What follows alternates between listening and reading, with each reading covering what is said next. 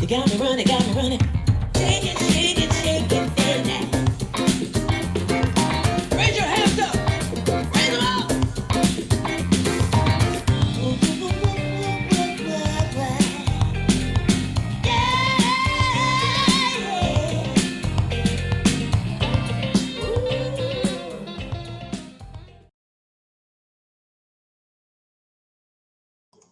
Good morning, everybody. Welcome to the Forex Trading Asia daily currency call. So it's the 31st of May, 11 a.m. right now, GMT plus 8 Singapore time, and episode 301.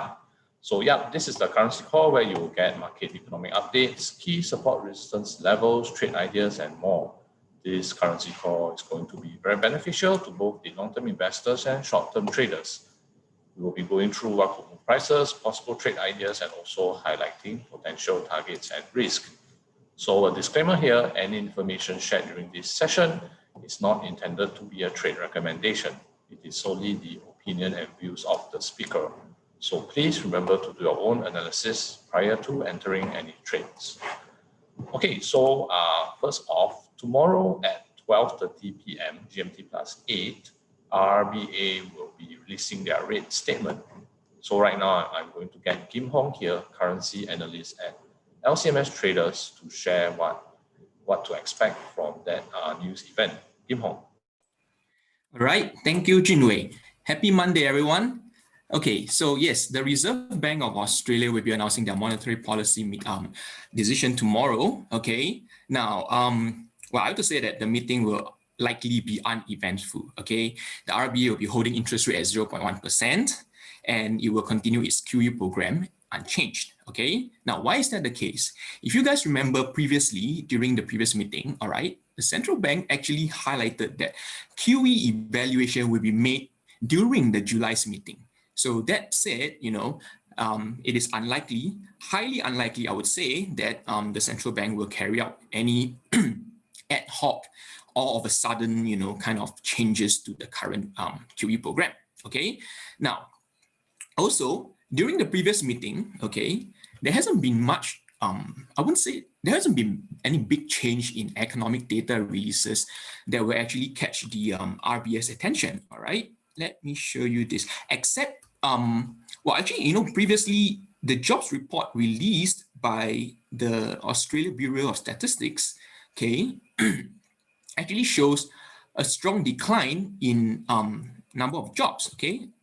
A 30,000 jobs decline in April, okay? Then previously in March, 77,000 jobs were added. Now, why is this not going to be much of a concern to the central bank, okay?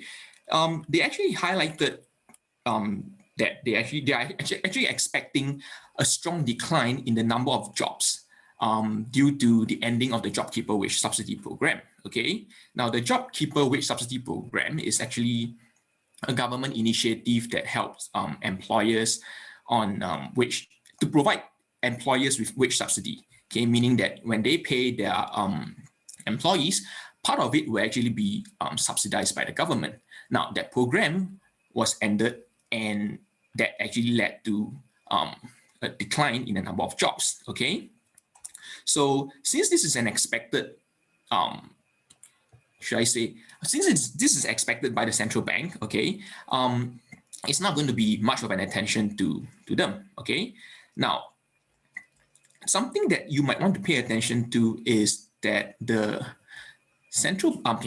the Victoria State of Australia actually went on a one-week lockdown last Thursday, okay, due to a new cluster of infection in Melbourne being detected. Okay, the central bank may actually highlight this issue tomorrow, okay, and they may actually say that depending on how the progress of the containment of the virus turns out to be, it may actually impact their July's decision, okay. At the moment, the central bank is actually running their second round of QE, which will be ending in September, which is why during the July's meeting, they will actually decide if they should run a third round of quantitative easing starting from September onwards. Okay, so yep, nothing much to expect from the central bank tomorrow. Okay, more attention will be placed on the July's meeting. Okay, with that, I will hand it back to Jinwei. Okay, thanks for that, Kim Hong. So, yeah, as Kim Hong mentioned, nothing much to expect this time around. We'll watch out for the next statement. Okay, so right now I will get Scott here to share a little bit about the dollar index. Scott here from Forex Briefcase Australia. Scott. All right, hi everyone, and I hope everyone had a terrific weekend as well. What I'll do, I'll just bring the chart up here and we'll just discuss just briefly what happened as well on Friday. We did have a few data releases come out as well, and what we did see was that Joe Biden announced more infrastructure spending as well, although there's still a lot going on with the Democrats and the Republicans, whether they're going to agree on it. But, that did cause a bit of a spike in the US dollar as well.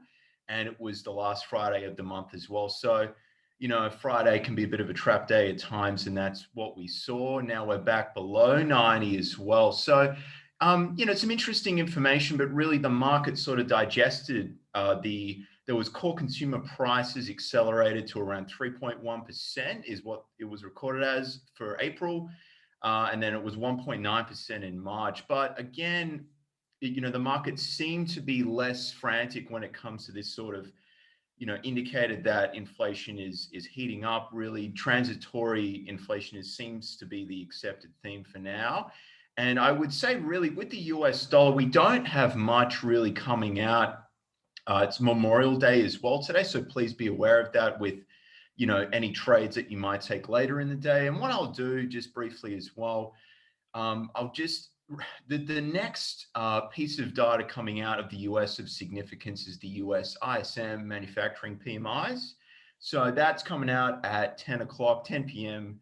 GMT +8 time tomorrow. So that's something to pay attention to. But really, there's a lot of stuff coming out for the Aussie dollar. And as Kim Hong mentioned, that's going to be quite interesting to see what's being said, as well as for the New Zealand dollar. So when you see the US dollar flat like this, any good news coming out on other currency pairs is something that can really drive movement. So what I'm looking at really on the US dollar is nothing really in regards to a trade idea, but it's something to obviously pay attention to with the RBNZ, and that seems to be the pair that is going to be in focus. And obviously, Jin's going to be discussing that as well next. So with the picture here with the US dollar, there's nothing fantastic. NFP is obviously coming out on Friday, but we've got plenty of time for the US dollar to be settled.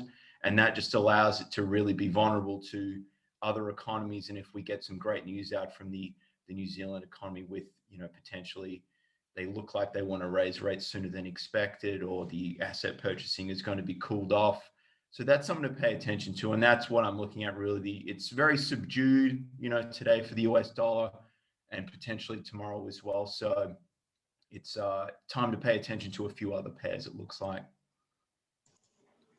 Okay, thanks for that, Scott. Okay, so today's currency in focus will be Aussie and Kiwi. I'm going to get Jin here, Jin Dao Tai, from founder of LCMS Traders, a multi-million-dollar trader trading an account with more than $14 million on a daily basis. Okay, Jin, into the currency call. All right, thanks for that, Jinwei. So yes, brand new week. We are approaching June right now. Well, one more day to June. So that's probably one of the reasons why we saw a lot of volatility towards the end of last week. Probably closing off that quarter or closing off the month, which led to a lot of offsetting of the positions. So this week, looking ahead, especially for the Aussie dollar and the Kiwi dollar, a lot of news happening, or a lot of news going to be released. What we have here today going to be a little bit quiet because of Memorial Day in the US and bank holiday in the UK, but we do have some news coming out. So not going to move prices too much, but as Kim Hong was sharing already, what you want to pay attention to is on Tuesday at 12:30 GMT +8, the RBA with their rate decision. As we all expect, it most likely will hold at, or most definitely will hold at 0.1%. Rate statements probably going to be a non-event, as Kim Hong was sharing already. But one thing I would be considering is whether the tone or the ideas from the Reserve Bank of New Zealand is actually going to influence the Reserve Bank of Australia with that correlation, with the likelihood or with the talk of New Zealand looking to increase interest rates into the future or into the near future, whether the Reserve Bank of Australia is going to hint or talk about it, or even have a little bit of a comment saying whether they're going to look to increase interest rates similar to the Reserve Bank of New Zealand. So that might, if they do talk about that, that might actually bring prices on the Aussie dollar up a little bit. Any talk about a rate hike might bring prices up there. And then on, where else is it? On Wednesday, we have the Aussie GDP numbers. Look at GDP year on year, looking to go from minus 1.1% to a minus 1.8%. So not looking very flash on the GDP numbers coming from Australia on a year-on-year basis, mainly because they're still being impacted to some extent by COVID. And then on GDP quarter on quarter was 3.1%, expected to be a 2.5. I think, if it comes out at about 2.5, that might still be a little bit of a positive there. So I think that in the overall scheme of things, it looks like on a quarter to quarter basis, some recovery coming from the Aussie economy. So we might, again, if we see some good numbers here, see some upside on the Aussie dollar. Following from that, we have retail sales number on Thursday for the Aussie, and also retail sales number for, where is it? Oh, okay, I thought that was retail sales number for New Zealand. No, that wasn't. All right, so Aussie retail sales number on Thursday at 1.1% previously, looking at possibly some good numbers here again, as we see that possible GDP numbers being at 2.5% for the quarter. But bear in mind, at the end of the day or the end of the week, we do have the US non-farm payrolls number being released. Non-farm payrolls was 226, expected 650. We saw a big dip in non-farm payrolls last month. So this might, actually no, it's here, not private non-farm payrolls is 218. So we saw that big dip last month. Is this going to signal a recovery this month? And last month was just an outlier. Employment numbers for the US, 6.1% expected, a 5.9, again expecting that recovery later into the week. So what does all this means from the economics to the charts? Here looking at the Aussie dollar on the H4 time frame, we saw that big volatility on Friday, as Scott was speaking about.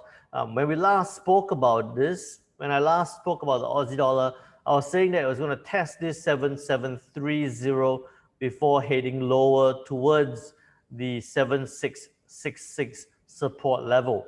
It bounced up a lot higher than we anticipated, but when it did break that support level of 7730, it did come down to test the 7666 level. So bear in mind, one of these learning points here is, whenever you have your trigger points, I'm pretty sure when we were talking about it, we were saying at about 7720 to look to sell.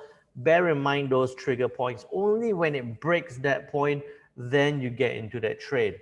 If you did follow that, then you would have made money towards the downside late on Friday evening.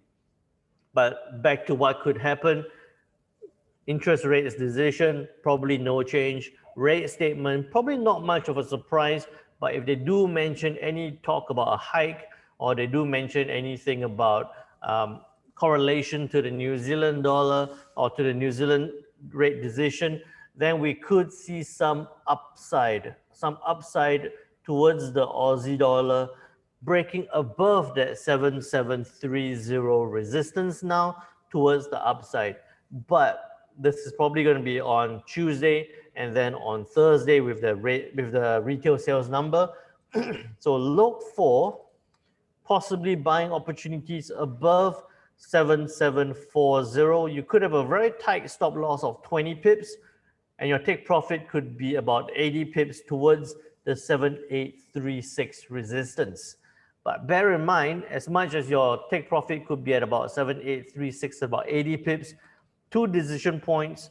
One is at about 50 pips, last week's high, and then a very close one at about 65 pips 2 weeks ago, a high from 2 weeks ago. So what I would do is have your entry at about 7740, stop loss 20 pips, take profit 80 pips, and then decide again whether you're going to close out that trade at 50 pips and again at 60 pips before it hits, as it's heading towards the take profit level of 7836.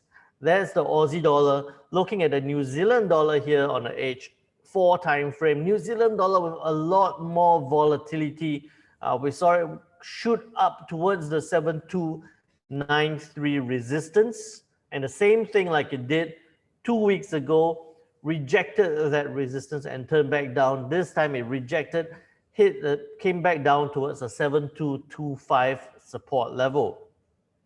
At this point right now, the New Zealand dollar on H4 time frame is at the 7258 price level. Looks like it could go towards the 7293, but that's a good 30 pip move upwards. Stop loss could be very tight at 20 or 30 pips. I would say at this point, wait it out. Don't get into any trades on the New Zealand dollar. Let it track. Most likely, let it track up towards the 7293 before deciding whether it's going to reject. If it does reject that point, then look to sell off 7293. But if it does break above, then we could see further upside. But as we've seen how it's rejected this price level 1 time, 2 times, and 3 times over the last 1, 2, 3, 4, 5 weeks, I don't think that we're going to see it track higher. Or if it does track higher, be very careful as it heads towards the 7.4 level, and we're going to see a lot of volatility towards that upside as it moves towards that upside. Okay, thanks for that, Jin. So just a reminder, guys, any information shared during this session is not intended to be a trade recommendation. It is solely the opinion and views of the speakers. So please remember to do your own analysis prior to entering any trades. Okay, so if you guys have joined us from the Telegram channel, you have been enjoying our trade signals for free. But if you have a question about, how do we enter the trade, what's the strategy behind this, when to get out of the trade, there's the Traders Club here, where I will get Daniel, trading coach at LCMS Traders, to share more about it. Daniel. Hey, thank you, Junwei. Yes, exactly. LCMS Traders, since 2014, we help a lot of traders, go through what to understand the market, recover, and being profitable. Now, as you mentioned that, we have the LCMS Traders Club. It is our dedicated club for the members, and we have a platform. Let me share that with everyone here. Okay. Excuse me. Oh, no, that's what I said. I was looking at the charts here. Okay, so we have here right now, this dedicated platform, which is really for anybody who's serious in trading. Now we have those who have, as Jim has mentioned, we talk about signals. We give the signals early here in the platform, and not only that, we actually explain to you, why we take the trade, what's the reason we take the trade, the analysis behind it, and also, if it hits the various take profit target, TP1, TP2, TP3, whether or not it's possible to secure the profits or to continue to hold. Right here, this is really a community of traders here where we share strategies, ideas, analysis, monitoring the market together, really as if you're part of a professional trading team. Just look at here, all the trading floor. We have lots of interactions between members and coaches, and members as well, on what's happening in the market, trade ideas, lots of things coming in where we can interact together and learn together. And not only that, we have the market watch list. We have information shared, prepared for you to prepare for your day to trade. One of the things is the daily currency call, daily currency analysis here, which gives you a summary of what has happened yesterday or last week and what to look out for, with a suggestion to take a trade for various pairs here. And not only that, just for today, every day in the morning, we have the currency watch list, which is really a snapshot of what is going on, what we see in the morning for the charts, and give you a suggested idea to buy and sell exactly which currency pairs, what action to do, the entry level, what possible entry level we could be taking, and potential profits as well. Now, not only that, all this information here is actually how to improve yourself. We not only have this, we have also the coaches will have 2 live trading sessions twice a week, right? One is the group coaching sessions on Monday, which is tonight for all the members here. And then and what we do is we actually go through what's happening in the market, also help in detail preparing how to trade for the week, and also any questions anybody has, we can interact together. And then we also have live trading sessions on Wednesdays where we trade together and make profits together. Now, okay, so as mentioned here, everything, this platform is available on the web, desktop, mobile application, which means all the content is available anywhere, anytime, and receive a mobile notification of our signals anytime as well. Now, this club membership is available only for $49 a month. Really, it's worth thousands, but you should come and join. The link will be posted up, tradersclub.lcms.com.sg. That's on the $49 a month. You get everything here together, and you can not only trade together, profit together, you can learn together. Now, Jinwei. Okay, thanks, Daniel. Yep, so I've just pasted some links in the chat. To join the Free Signals Telegram channel with the link there, and the LCMS Traders YouTube channel. And yeah, as Daniel mentioned, the Traders Club link, tradersclub.lcms.com.sg, if you'd like to join Traders Club for $49 USD a month. And if you're looking for a managed account service, you don't have to trade yourself, to check out forexbriefcase.com. Yeah, so we have come to the end of the session today. Thank you for your time. We'll see you guys tomorrow for the Euro currency call.